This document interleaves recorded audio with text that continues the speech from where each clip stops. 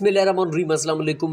मैं हूं आपका होस्ट रफ़ीक शाकिर। इस टाइम आप मुझे मेरे फेसबुक पेज और यूट्यूब चैनल के ऊपर देख रहे हैं। नाज़रीन, आज की वीडियो में हम बेसिकली इंग्लिश ग्रामर का जो 8th क्लास है, यहाँ पे हमारे पास ये जो बुक है 8th क्लास की, इसके जितने भी हमारे पास डेटा है, कंटेंट है, उसको मैंने एक पीडीएफ में जो सिंपल ग्रामर का पोर्शन है उसमें आपके जितने भी लेसन्स वगैरह है वो इंक्लूड नहीं है। यहाँ आप देख सकते हैं, मैंने जो बलूचिस्तान बोर्ड की 8th क्लास की बुक है उससे मैंने जो है ना पीडीएफ निकाल के आपके सामने लाया मैंने, ताकि आपको बताऊं कि जो हमारे पास ग्रामर है उसमें हमने क्या क्या चीज़ें पढ़नी है क्लास 8th की। ठीक है, इसमें कोई लेसन नहीं है, इस बात को आप याद रखें। सबसे पहले आप देखें कि जब भी आप ग्रामर की बात करते हैं, इंग्लिश 8th क्लास की ग्रामर में जितने भी आपके पास बुक के शुरू से लेकर आखिर तक जितने भी आपके ग्रामर पोर्शन है उसको मैंने आज इस वीडियो में बयान करूंगा।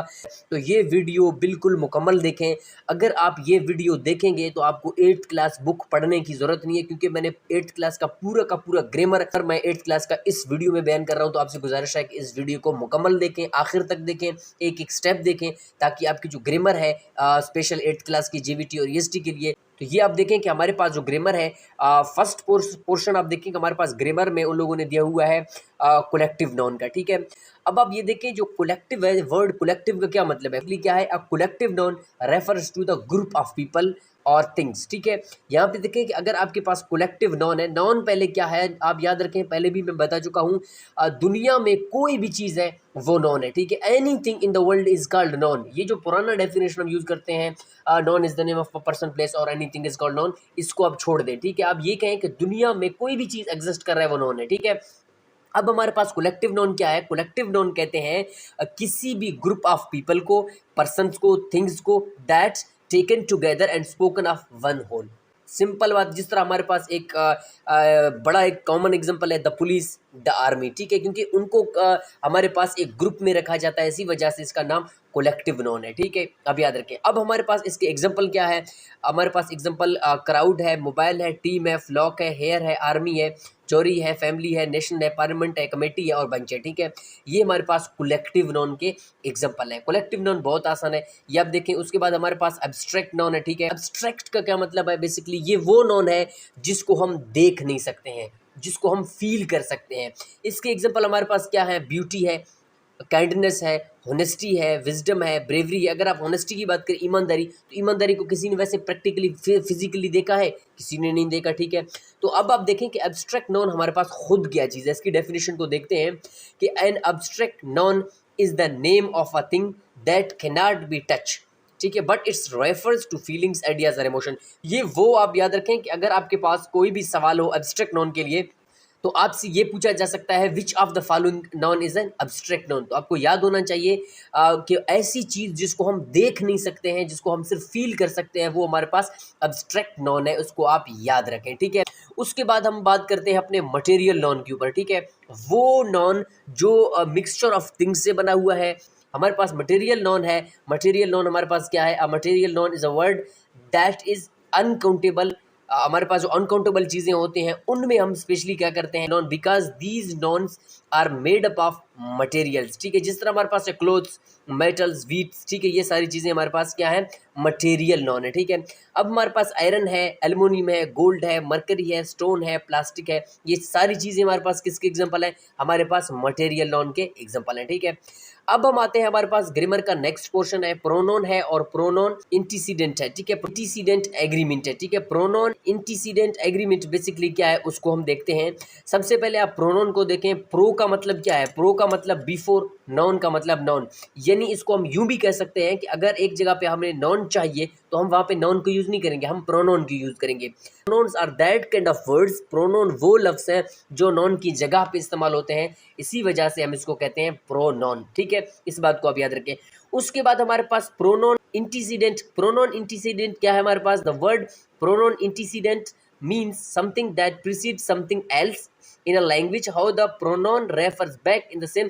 इसका आसान अल्फाज में मैं आपको बताऊं, हमारे पास आप देखें कि आपके पास अगर प्रोनोन है वो एग्रीमेंट कर रहा है सिंगुलर के साथ। यानी अगर आपका प्रोनोन सिंगुलर है, आपके सिंगुलर प्रोनोन के साथ आपका जो इंटीसीडेंट है वो भी सिंगुलर होगा। ठीक है, अब आप इसके एग्जांपल देखें, आपको इजीली समझ आएगा।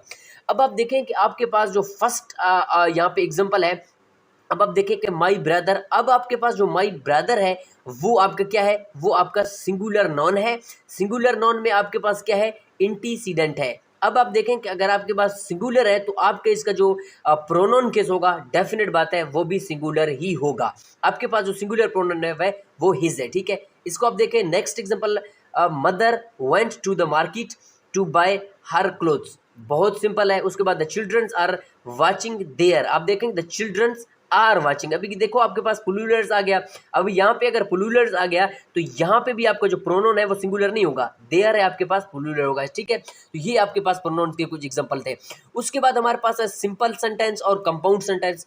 सिंपल सेंटेंस का क्या मतलब है, इसको आप देखें हमारे पास क्या है, इसकी डेफिनेशन को देखते हैं। A simple sentence has 3 basic elements that make a sentence, a subject, a verb, a complete thought. It consists of any one clause. अब हम क्लास को भी देखेंगे कि हमारे पास क्लास क्या है, ठीक है। अब आप देखें कि आपके पास जो सिंपल सेंटेंस है, सिंपल सेंटेंस में आपके पास सबसे पहला सब्जेक्ट होना चाहिए। अब सब्जेक्ट किस चीज़ को कहते हैं, सब्जेक्ट कहते हैं काम करने वाले को। Doer of an action in a sentence is called subject. Verb का क्या मतलब है, verb that kind of words which shows an action, ऐसे अल्फाज जो किसी अमल को शो करें। उसके बाद कंप्लीट थॉट, जाहिर सी बात है अगर आप सेंटेंस बना रहे हैं, आपके पास वर्ब भी है, आपके पास सब्जेक्ट भी है, लेकिन वो एक कंप्लीट थॉट नहीं दे रहे, तो वो आपके पास सेंटेंस नहीं है। अगर वो कंप्लीट थॉट दे रहा है तो वो आपके पास क्या है, वो आपके पास एक सेंटेंस है। उसके बाद हमारे पास क्या है, क्लास को हम देखते हैं कि हमारे पास बेसिकली क्लास क्या है, ठीक है। अब आप देखें कि क्लास और फ्रेज में क्या फ़र्क है। बहुत सारे लोग इसको मिक्स कर देते हैं, क्लास और फ्रेज में डिफरेंस नहीं देखते हैं। तो क्लास और फ्रेज में ये डिफरेंस है, क्लास फ्रेज से बड़ा है, ठीक है। फ्रेज हमारे पास एक शॉर्ट वर्ड्स होते हैं, उनको हम कहते हैं। यहाँ पे फॉर एग्जांपल अगर हम कहें द बॉय, अगर हमारे पास एक सेंटेंस हो द बॉय, द हमारे पास आर्टिकल है, बॉय हमारे पास क्या है, नॉन है, तो इसको कहते हैं नॉन फ्रेज।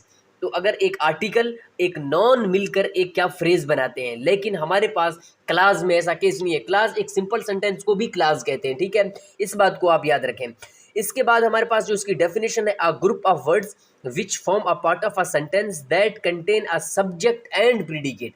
तो बिग डिफरेंस हमारे पास क्लास और फ्रेज में ये है कि क्लास और फ्रेज में कि क्लास के अंदर आपके पास सब्जेक्ट और प्रीडिकेट होते हैं और फ्रेज के अंदर आपके पास कोई सब्जेक्ट नहीं होता। इस बात को आप अपने जहन में याद रख लें, ठीक है। उसके बाद हमारे पास इंडिपेंडेंट क्लास है और एक डिपेंडेंट क्लास है। डिपेंडेंट क्लास वो क्लास है जो इंडिपेंडेंट का मोहताज हो, उसकी अपनी एग्जिस्टेंट नहीं है। अब आप देखें कि आपके पास जो यहाँ पे सेंटेंस देखें, हमारे पास फर्स्ट सेंटेंस हमारे पास है Jameel waited for the rain. अब आप देखें जमील सब्जेक्ट है और वेटेड हमारे पास वर्ब है। इसको आप देखें ये हमारे पास एक कंप्लीट क्लास है, ठीक है। आई होप कि आपको ये क्लास, आपको सेंटेंस इंडिपेंडेंट क्लास ये समझ आएंगे, ठीक है। उसके बाद हमारे पास है कंपाउंड सेंटेंस। अब कंपाउंड सेंटेंस क्या है, a compound sentence is made up of 2 और मोर इंडिपेंडेंट क्लासेस। ये जो कंपाउंड सेंटेंस है, कंपाउंड सेंटेंस उस सेंटेंस को कहते हैं जो दो या दो से ज्यादा इंडिपेंडेंट क्लास से मिलकर बना हो, ठीक है। ज्वाइंड बाय अ कोऑर्डिनेटिंग कंजक्शन। कोऑर्डिनेटिंग कंजक्शन हमारे पास कौन से होते हैं, हमारे पास इन एंड है, बट है, यट है, एंड आल्सो है और सो है, ठीक है। इनको कहते हैं कोऑर्डिनेटिंग कंजक्शन, जो दो क्लासेस को मिला देते हैं आपस में, ठीक है। उसके बाद आप इसकी एग्जांपल देखें, I am going home. I am going home हमारे पास क्या है, फर्स्ट क्लास है। उसके बाद फर्स्ट क्लास के बाद हमने कंजक्शन एंड यूज किया, एंड के बाद हमारे पास जो सेकंड क्लास है, आई इंटेंडेड टू स्टे देयर। हमारे पास दो इंडिपेंडेंट क्लास को जो मिला रहा है उसको एंड है और उस एंड को कहते हैं कंजंक्शन। इस बात को आप याद रखें, ठीक है।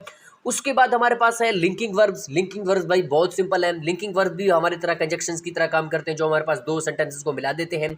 इसको आप देखें, a linking verb is that kind that connects the subject with in adjectives और a noun and describe it, ठीक है। हमारे पास है एम है, रन है, टर्न है, ये हमारे पास क्या है। इसके एग्जांपल को आप देखें कि आई एम अ सिंगर, तो एम है क्या है, एम कनेक्ट्स कर रहा है सब्जेक्ट को आई को और एज अ सिंगुलर, ठीक है। इस बात को आप याद रखें। ये आपके पास हो गए लिंकिंग वर्ब्स। उसके बाद हेल्पिंग वर्ब्स क्या होते हैं, हेल्पिंग वर्ब्स बेसिकली वो वर्ब होते हैं जो आपके मेन वर्ब का मदद करते हैं, ठीक है। अब आप देखिए कि ही आपके पास अगर एक सेंटेंस में आता है ही इज प्लेइंग, अब ही हमारे पास सब्जेक्ट है, इज हमारे पास हेल्पिंग वर्ब है, प्लेइंग हमारे पास क्या है, वर्ब है।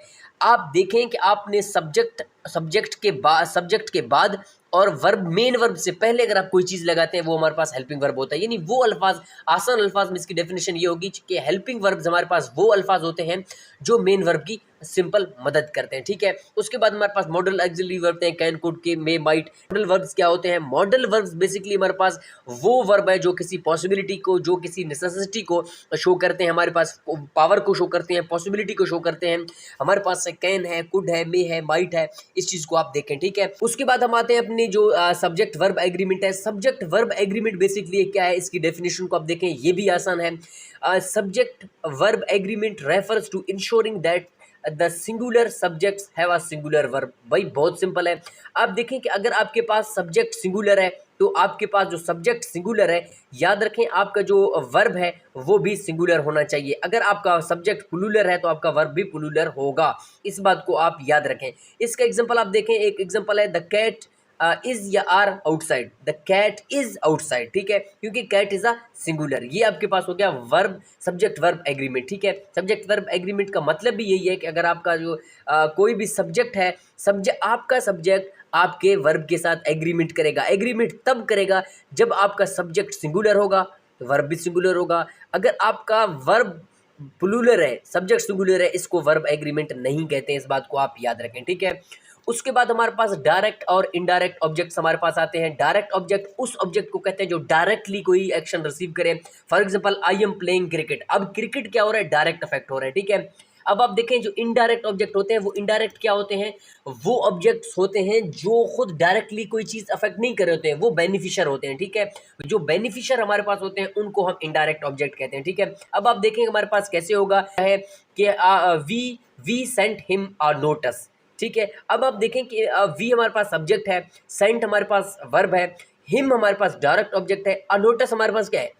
अनोटिस हमारे पास इनडायरेक्ट ऑब्जेक्ट है। तो इसी वजह से इसको हम क्या कहते हैं? इनडायरेक्ट ऑब्जेक्ट कहते हैं, ठीक है। उसके बाद हमारे पास है डायरेक्ट और इनडायरेक्ट स्पीच। डायरेक्ट और इनडायरेक्ट स्पीच के लिए मैंने वीडियो बनाए हुए हैं, उसको भी आप देख सकते हैं। डायरेक्ट स्पीच और इनडायरेक्ट स्पीच के लिए बेहतरीन एक अलग वीडियो मैंने बनाए हुए है, उसको आप देखें, इसको मैंने डिफाइन नहीं, ठीक है। ये यहाँ पे वैसे आ चुका है। तो उसके बाद हमारे पास है रिलेटिव प्रोनाउन। रिलेटिव प्रोनाउन हमारे पास क्या है? रिलेटिव प्रोनाउन को आप देखें कि रिलेटिव प्रोनाउन हमारे पास क्या है? A pronoun that relates a subordinate class। देखें subordinate class to the rest of a sentence, a relative links a simple sentence or a class into a single complex class। अब इस sentence को आप देखें कि I know the boy, इसको आप देखें ये एक क्लास है, I know the boy। उसके बाद आप डायरेक्ट द बॉय फिर नहीं लिखोगे, उसकी जगह रिलेटिव प्रोनाउन लिखोगे, ताकि ये जो आपके पास आई नो द बॉय है उसकी जगह डायरेक्ट द बॉय को काट के हु लिखोगे, ठीक हो गया। हु है, विच है, डब्ल्यू एच वर्ड जितने भी होते हैं उनकी यूजेज है, दैट है, दिस है, दोज है, इनको कहते हैं रिलेटिव प्रोनाउन। इस बात को आप याद रखें। अब आप देखें कि अगर आप कहेंगे I know the boy came from Karachi, तो ये इनकरेक्ट होगा। इसका राइट ऑप्शन क्या होगा? I know the boy who came from Karachi. तो आपको एक ग्रामेटिकल सेंस भी दे रहा है, तो इस वजह से इनको आप याद रखें। उसके बाद हमारे पास है types of sentence. Types of sentence भी हमारे पास कितने हैं? हमारे पास पहला हमारे पास डिक्लेरेटिव सेंटेंस है, उसके बाद इंपेरेटिव सेंटेंस है, उसके बाद एक्सक्लेमेटरी सेंटेंस है, उसके बाद इंट्रोगेटिव सेंटेंस है, और ये हमारे पास जो 4 है। तो हमारे पास फर्स्ट डिक्लेरेटिव सेंटेंस में क्या है कि declarative sentence is used to make a statement और अ फैक्ट, विश और फीलिंग, ठीक है। अब आप देखें कि डिक्लेरेटिव सेंटेंस में हमारे पास जितने भी स्टेटमेंट्स होते हैं उनको हम डिक्लेरेटिव सेंटेंस में लिखते हैं, इस बात को आप याद रखें। उसके बाद इंपेरेटिव सेंटेंस को जो हुक्मिया जुमले कहते हैं, जिसमें डायरेक्शन हो और रिक्वेस्ट और कमांड हो, ठीक है। उसके बाद इंट्रोगेटिव में हम क्वेश्चंस पूछते हैं, बहुत सिंपल है। एक्सक्लेमेटरी सेंटेंस वो होते हैं जो एक स्ट्रॉन्ग इमोशंस को क्रिएट करें, जो एक्सप्रेशन को क्रिएट करें, जो एक फीलिंग को क्रिएट करें, उस चीज़ को हम कहते हैं एक्सक्लेमेटरी सेंटेंस। और याद रखें कि एक्सक्लेमेटरी सेंटेंस के आखिर में आपको एक्सक्लेमेशन मार्क लाजमी देना पड़ेगा, ठीक है। इस बात को आप अपने जहन में याद रख लें, ठीक है। तो ये थे हमारे पास इंग्लिश ग्रामर 8th क्लास के इंग्लिश ग्रामर में जितना भी आपके पास पोर्शन है मोस्ट इंपॉर्टेंट, तो मैंने इसी वीडियो में कवर करने की कोशिश की। मिलते हैं किसी नेक्स्ट वीडियो में, तब तक के लिए अल्लाह हाफिज़।